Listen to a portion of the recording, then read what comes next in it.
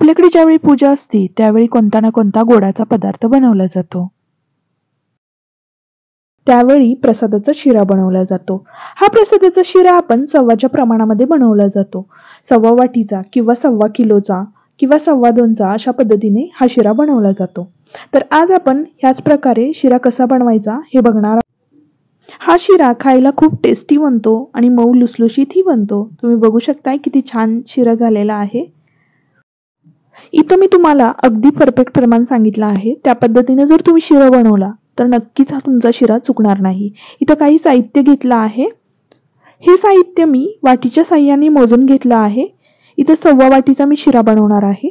तर छोटी वाटी घेतली आहे. तुम्हाला जर मोठ्या वाटीने मोजून घ्यायचं असलं तर तुम्ही घेऊ शकता. ह्याच वाटीने मी सर्व साहित्य मोजून घेतलं आहे. इथे 1.25 वाटी मी रवा घेतला आहे. रवा मोठा रवा आपल्याला घ्यायचा आहे.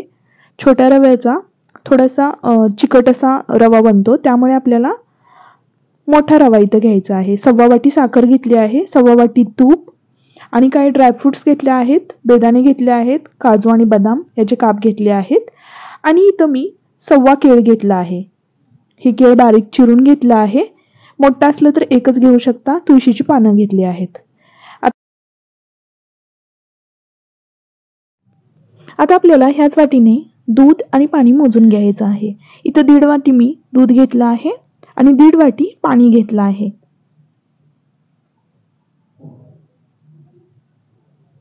आता आपल्याला ह्याच्यामध्ये एक बारीक चमचा वेलचीची पूड टाकायची आहे.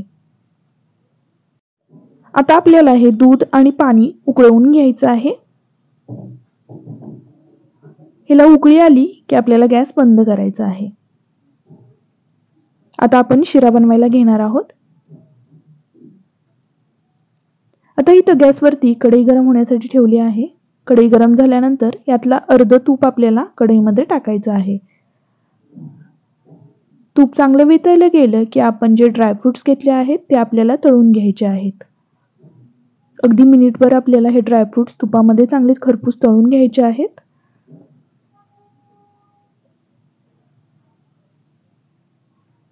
आता बेदाणे तुम्ही बघू शकताय टमटमीत फुगले गेलेले आहेत. आपले ड्रायफ्रुट्स व्यवस्थित भाजले गेले आहेत. हे आपल्याला काढून घ्यायचं आहे. आता उरलेलं ही तूप आपल्याला कढईमध्ये टाकून द्यायचं आहे.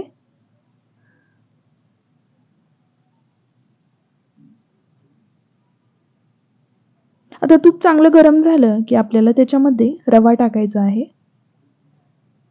रवाही आपल्याला एकदम खरपूस असा भाजून घ्यायचा आहे. रवा जर खरपूस भाजला गेला तर बनवला जाणारा शिरा खूप छान बनतो. तुम्ही बघू शकताय रवा एकदम फसफसल्यासारखा फेसाळल्यासारखा दिसत आहे. ह्या पद्धतीने जर रवा दिसला तर समजून जायचं तुपाचं आणि रव्याचं प्रमाण एकदम व्यवस्थित आहे.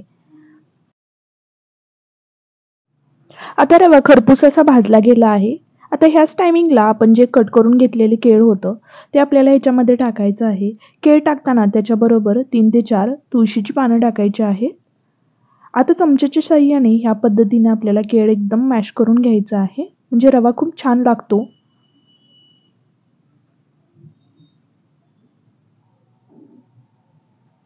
आता रव्याचा कलर बदलला गेला आहे. थोडासा तांबूस असा कलर गेलेला आहे आणि केळही व्यवस्थित मॅश झाला आहे. आता ह्याच टायमिंगला आपल्याला याच्यामध्ये जे दूध आणि आपण पाणी उकळवून घेतलं होतं ते टाकायचं आहे. थोडं थोडं टाकायचं आहे.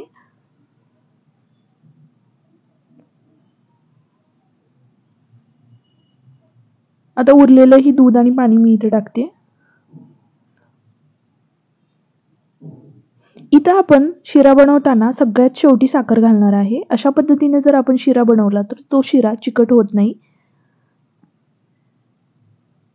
आता दूध आणि पाणी टाकलं आहे आणि तो व्यवस्थित मिक्सही करून घेतला आहे. आता 2 ते 3 मिनिटं आपल्याला ह्याची वाफ काढून घ्यायची आहे. त्याच्या आधी इथं मी अजून 1 चमचा वेलची पावडर टाकत आहे आणि जे आपण तळून घेतलेले ड्रायफ्रुट्स आहेत तेही इथं मी टाकत आहे. आता हे व्यवस्थित मिक्स करून घेतलं आहे आणि अगदी 2 ते 3 मिनिट आपल्याला ही वाफ काढायची आहे. 2 ते 3 मिनिट झालेले आहेत. तुम्ही बघू शकताय किती छान असा फुलला गेला आहे शिरा. आता ह्या टायमिंगला आपल्याला काय करायचं आहे, जे आपण 1.25 वाटी साखर मोजून घेतली होती ती आपल्याला या रव्यामध्ये मिक्स करायची आहे. आता पुन्हा हे व्यवस्थित मिक्स करून घ्यायचं आहे. आता साखर टाकल्यामुळे थोडंसं पाणी सुटतं, त्यामुळे आपल्याला पुन्हा 2 ते 3 मिनिट हिला झाकण ठेवून शिजवायचं आहे.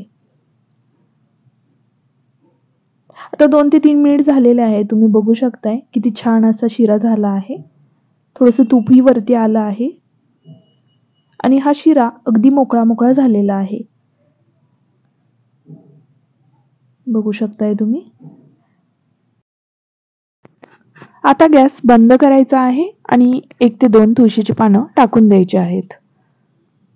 तर प्रसादासाठी बनवला जाणारा शिरा इथं बनवून तयार आहे.